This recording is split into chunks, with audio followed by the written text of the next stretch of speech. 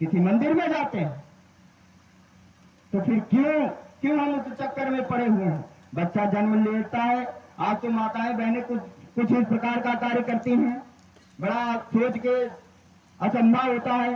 बच्चा पैदा नहीं हुआ तभी से पंडित जी लोग ठोक देते हैं, भैया जंतर बनवा लो, नहीं तो फिर ऑपरेशन कराओ पड़े।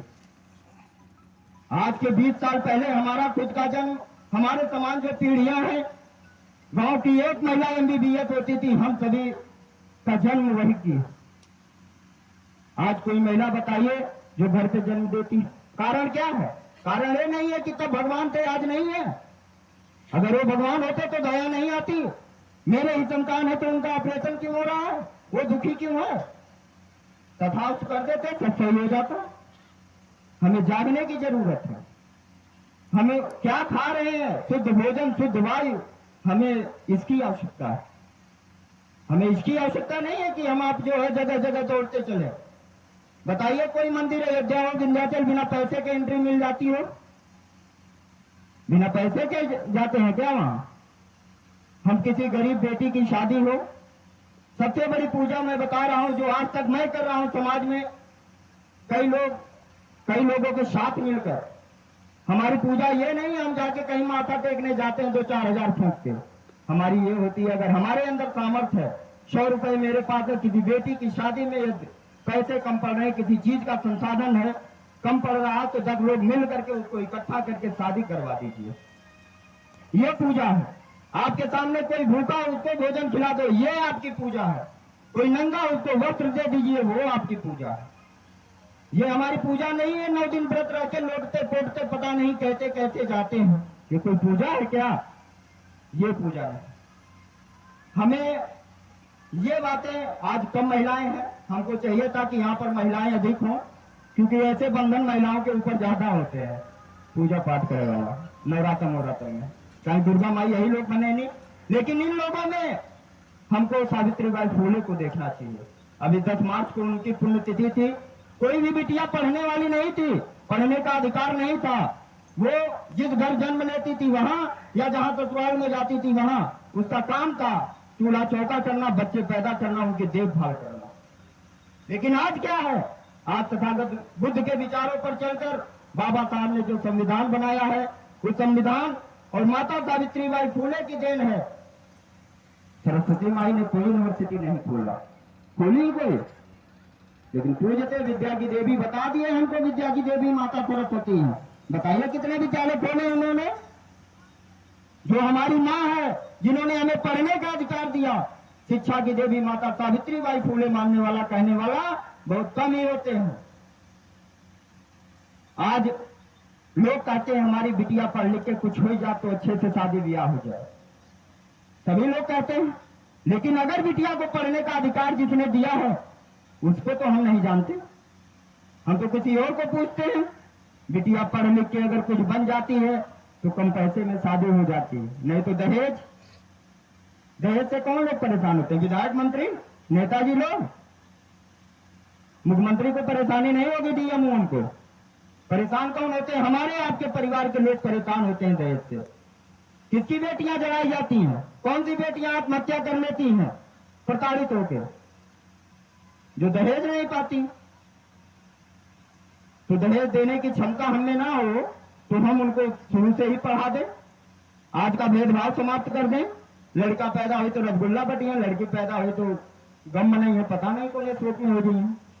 ये जान ही नहीं पाते हैं कि आज देश की देखिए राष्ट्रपति द्रौपदी मुर्मू जी, मायावती जी भी मुख्यमंत्री बनी, इंदिरा गांधी भी बनी, महिलाओं ने क्या कुछ नहीं किया, रानी लक्ष्मीबाई बनी।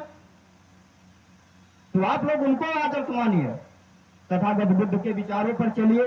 बहुत सारी बातें हम नहीं कहेंगे तो 2-4 घंटे कहते रह जाएंगे। लेकिन यही मैं कहूंगा, आप लोगों से निवेदन है कि आप लोग बड़ी देरी से कई लोगों की बातों को आप लोगों ने सुना। बात तो सुनने, इस कान से सुनने उस कान से निकालने से कोई मतलब नहीं होने वाला। बात आप लोग सुने तो उसको अपने जीवन में उतारिए। इनकी आत्मा को शांति के लिए हम चले कर्जा लेके तेरही करें? इनको शांति मिल जाएगी क्या? श्रीकांत भाई अगर कर्जा लेके थे अच्छे से तेरही कर देते तो स्वर्ग में चले जाते। ऐसा कुछ नहीं। उन्होंने जो कर्म किया है उस कर्म के आधार पर उनको सारी सुविधाएं मिलेंगी, जहां भी जैसे भी। भागवत गीता में कहा गया था ना, नैनम छिदन्ति शास्त्राणि नैनम दहति पावका ना चैनम क्लेदयन्ति आपो ना सुसयति मार्ग। लोगों ने कहा कि जो है आत्मा जो है अजर है, अमर है, ना इसको जल भिगो सकता, ना वायु सुखा सकती, ना आग जला सकती। तो भैया काहे को भेदभाव हो रहा है? कोई कुछ कर सकता है क्या? ये आडंबर किस लिए?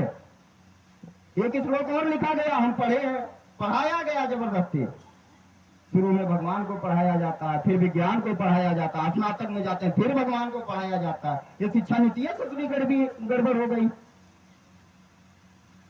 लड़का जब छोटा रहता है उसको भगवान बताया जाता है, जब बड़ा होता है तो कहते हैं भगवान कुछ नहीं, विज्ञान है।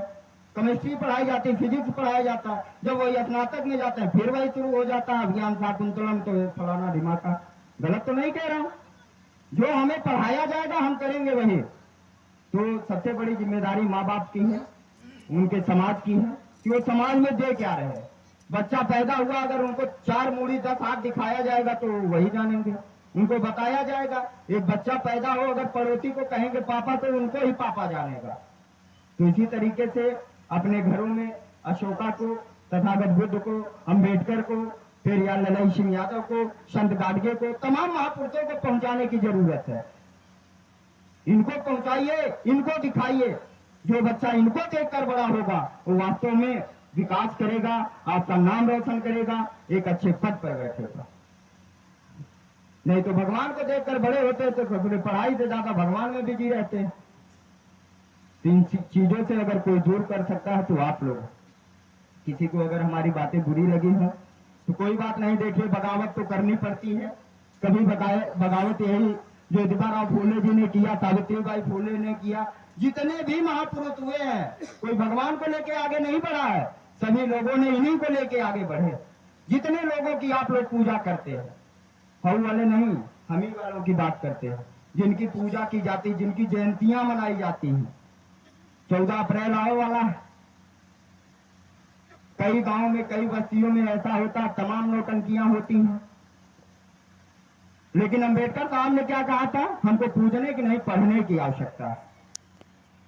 कितने घरों में संविधान है, तो संविधान की किताब रखिए, उनको पढ़िए, उनको बच्चों को पढ़ाइए, तो आपका उद्धार होगा। बाकी कोई उद्धार ऊपर से आके करने वाला नहीं है। अगर आपको शुद्ध भोजन शुद्ध वायु चाहिए तो आप पेड़ लगाइए, पानी को बचाइए। पानी तो सभी खोबा गिराओ, खोबा टिल्लू लगाई थे, अब घट आई तो समझ में आ गई। पहले इनार से पानी पियत रहने, आज 500 फुट नीचे से 200 फुट नीचे से पिए थे।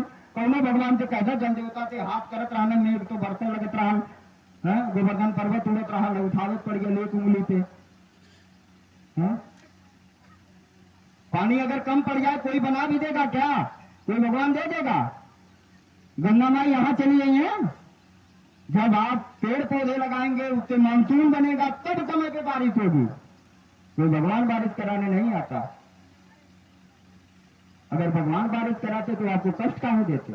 फसलिया धनवा जो कनिया बिना सूख जाती है और जब धनवा हो जाता है तो बाढ़ आ जाती है। काहे? वो नाराज नहीं होते हैं, हम आप गलती करते हैं, पेड़ पौधों को काट रहे हैं।